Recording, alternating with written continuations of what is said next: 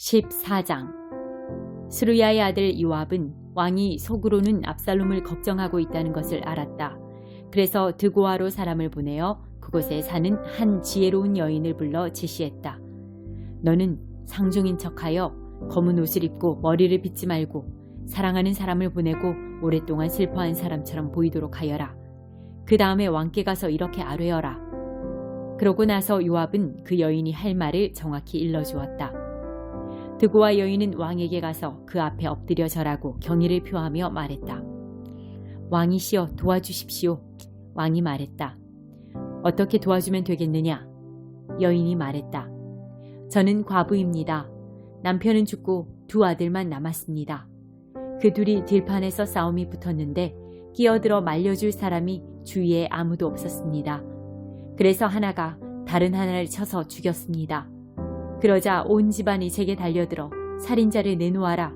그가 형제를 죽였으니 우리가 그 목숨값으로 그를 죽이겠다고 요구했습니다. 그들은 상속자를 없애 제게 남은 생명의 작은 부씨마저 꺼뜨리려고 합니다. 그렇게 되면 이 땅에 제 남편의 흔적은 아무것도, 그야말로 이름조차도 남지 않게 됩니다. 그래서 이 모든 일로 감히 내 주인이신 왕께 나왔습니다. 그들이 제 삶을 비참하게 만드니 저는 두렵습니다. 저는 마음속으로 이렇게 생각했습니다. 왕께 가야겠다. 왕이시라면 무슨 방법이 있으실 것이다. 왕께서 이 사정을 들으시면 나와 내 아들과 하나님의 유산을 모조리 없애버리려는 사람들의 횡포에서 나를 구해주실 것이다. 또한 이 종은 일찍이 왕께서는 선악을 분별하시는 데 있어 하나님의 천사와 같은 분이시니 이 일에 최종 판결을 내려주실 것이다 하고 생각했습니다. 하나님께서 왕과 함께 하시기를 빕니다. 왕이 말했다. 내가 이 일을 처리해 줄 테니 집으로 가 있거라. 드고아 여인이 말했다. 무슨 일이 일어나든지 그 책임은 모두 제가 지겠습니다.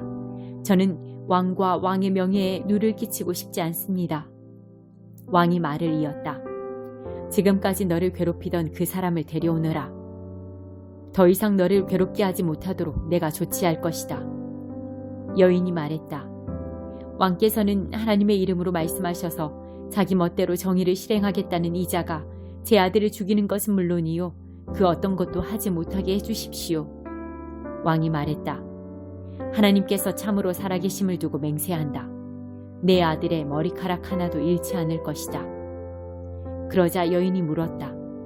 내 주인이신 왕께 한 가지만 더 아뢰어도 되겠습니까? 왕이 말했다.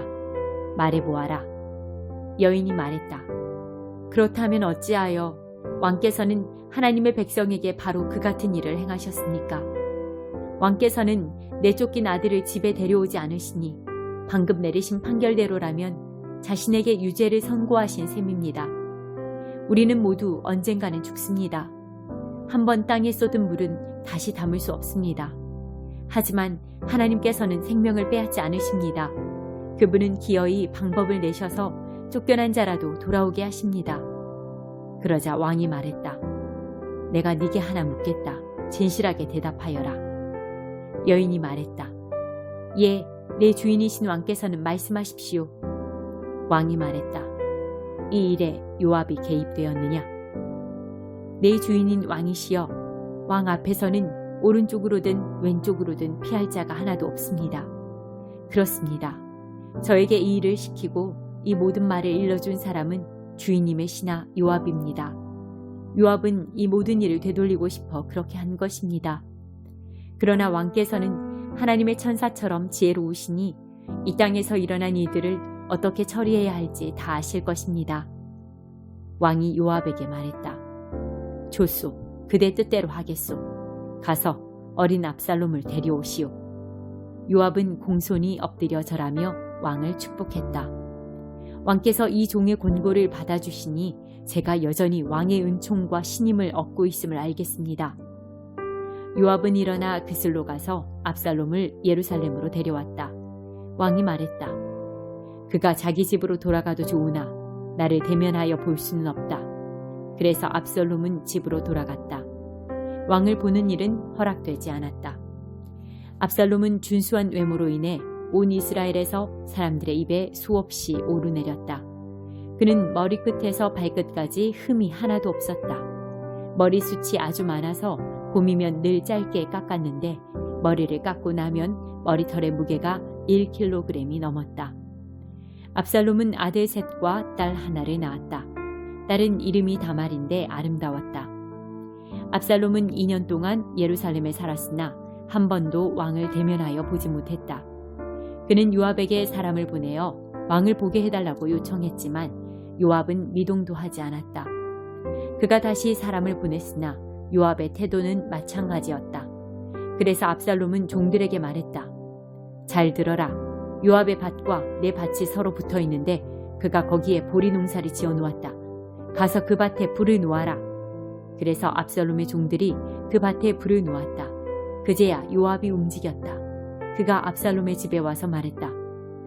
어찌하여 종들을 시켜 내 밭에 불을 놓았습니까? 압살롬이 대답했다. 들으시오. 나는 당신에게 사람을 보내 이렇게 말했소. 빨리 와주시오. 내가 당신을 왕께 보내 제가 그 술에서 돌아온 것이 무슨 소용이 있습니까? 차라리 계속 거기 있는 편이 더 나았겠습니다. 하고 여쭙고 싶소. 내가 왕을 뵐 수 있게 해주시오. 왕이 보시기에 내가 죄가 있다면 나를 죽이셔도 좋소. 요압은 왕에게 가서 사정을 아뢰었다. 압살롬은 그제야 부름을 받았다. 그는 왕 앞에 나아가 공손히 엎드려 절했다. 왕은 압살롬에게 입을 맞추었다. 15장. 세월이 흘렀다. 압살롬은 말이 끄는 전차를 즐겨 탔는데 10명의 부하가 그 앞에서 달렸다. 그는 아침마다 일찍 성문 앞 길가에 자리를 잡았다. 누가 왕의 판결을 받기에 송사를 가지고 나타나면 압살롬은 그를 불러서 어디 출신이요? 하고 물었다. 그러면 종은 이스라엘의 어느 지파 출신입니다. 라는 대답이 돌아왔다. 이에 압살롬은 보시오. 당신의 주장이 옳지만 왕께서는 당신의 말을 들어주지 않을 것이오. 하고 말했다. 또한 그는 왜 아무도 나를 이 땅의 재판관으로 삼지 않는지 모르겠소. 누구든지 소송할 것을 내게 가져오면 아주 공정하게 처리해 줄 텐데 말이오. 하고 말했다. 누가 그에게 특별히 예를 갖출 때마다 압살롬은 그를 일으켜 세우며 대등한 사람처럼 대하여 그가 중요하다는 느낌을 심어주었다. 압살롬은 왕에게 볼 일이 있어 오는 모든 사람을 그렇게 대했고 결국 모든 이스라엘 사람의 마음을 사로잡았다. 그렇게 4년이 지난 후에 압살롬이 왕에게 말했다. 헤브론에 가서 제가 하나님께 드렸던 서원을 갚게 해주십시오. 이 종이 아람의 구술에 살 때 하나님께서 저를 예루살렘으로 돌아가게 해주시면 평생 동안 그분을 섬기겠다고 서원했습니다. 왕이 그에게 말했다. 내가 축복하노니 가거라. 압살롬은 일어나 헤브론으로 떠났다. 그 후에 압살롬은 이스라엘의 모든 지파의 첩자들을 보내 메시지를 전했다. 순양 뿔납할 소리가 들리거든 그것을 신호로 알고 압살롬이 헤브론에서 왕이 되었다 하고 외쳐라. 예루살렘에서 200명이 압살롬과 함께 떠났다. 그들은 압살롬의 음모에 대해서는 전혀 모른 채 소집되어 별다른 생각 없이 그곳으로 갔다. 압살롬은 제사를 드리면서 다윗의 보좌관인 길롯 사람 아히도벨을 끌어들일 수 있었다. 그는 사람을 보내어 아히도벨을 그의 고향 길로에서 오게 했다. 음모는 점점 탄탄해졌고 압살롬의 지지 세력은 불어났다. 누군가가 다윗에게 와서 보고했다. 백성의 마음이 모두 압살롬에게 기울었습니다. 일어나 이곳을 떠나자. 다윗이 예루살렘에 함께 있던 신하들에게 소리쳤다. 필사적으로 달아나야 한다. 그렇지 않으면 우리 중 누구도 압살롬을 피하지 못할 것이다. 서둘러라. 그가 곧 성을 완전히 무너뜨리고 우리를 모조리 죽일 것이다. 왕의 신하들이 말했다. 무엇이든 우리 주인이신 왕께서 말씀하시는 대로 따르겠습니다.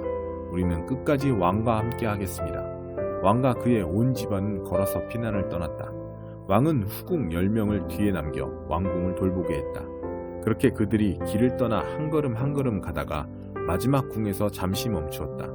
그때 온 군대가 왕 앞으로 지나갔다. 모든 그렛 사람과 모든 블렛 사람 그리고 가드에서 왕과 함께 행군해온 가드 사람 600명이 왕 앞으로 지나갔다. 왕이 가드 사람 이때에게 큰 소리로 말했다. 여기서 무엇을 하고 있는 거요? 압살롬에게 돌아가시오. 그대는 이곳에서 나그네고 고국에서 뿌리를 잃은 지 얼마 되지 않았소. 그대가 겨우 얼마 전 이곳에 왔는데 내가 어떻게 그대에게 떠돌이 생활을 감당하면서 우리 쪽에 명운을 걸라고 할 수 있겠소. 돌아가시오. 그대의 집안 사람도 모두 데리고 가시오. 하나님의 은혜와 진리가 그대와 함께하기를 빌겠소. 이때가 대답했다. 하나님께서 살아계심과 내 주인이신 왕께서 살아계심을 두고 맹세합니다. 내 주인께서 계신 그곳이 죽든지 살든지 제가 있는 곳이 될 것입니다. 알겠소. 앞장서시오. 다윗이 말했다. 그래서 가드 사람 이때와 그의 모든 부하와 그와 함께한 모든 자녀가 앞서갔다. 그들이 지나갈 때 온 나라가 크게 슬퍼하며 울었다. 왕이 기드론 시내를 건너자 군대는 광야길로 향했다. 그곳에 사독이 있었고 하나님의 언약궤를 맨 레위인도 함께 있었다. 그들은 하나님의 궤를 내려놓았다. 아비아달도 그 곁에 서서 그들이 모두 성을 빠져나갈 때까지 기다렸다. 그때 왕이 사독에게 명령했다. 궤를 가지고 성으로 돌아가시오. 만일 내가 다시 하나님의 선하신 은혜를 입으면 그분께서 나를 데려오셔서 궤가 있던 곳을 다시 보게 하실 것입니다. 그러나 그분께서 내가 너를 기뻐하지 않는다고 말씀하시면 그때는 무엇이든 그분의 뜻대로 내게 행하셔도 좋습니다. 왕이 또 제사장 사독에게 지시했다. 나에게 계획이 있습니다. 그대 아들 아히마아스와 아비아달의 아들 요나단을 데리고 성으로 평안히 돌아가시오. 그대들이 내게 근황을 전해올 때까지 나는 요단강 건너편 광야의 한 지점에서 기다리겠습니다. 그래서 사독과 아비아달은 하나님의 궤를 가지고 예루살렘으로 돌아가 그 궤를 그 자리에 두었고 다윗은 머리를 가리고 울면서 맨발로 올리브산을 올라갔다. 온 군대도 그와 함께 머리를 가리고 울면서 올라갔다. 다윗은 아히도벨이 압살롬과 함께 음모를 꾸민 자들과 한패가 되었다는 말을 들었다. 다윗은 하나님, 아히도벨의 조언이 어리석은 것이 되게 해주십시오 하고 기도했다.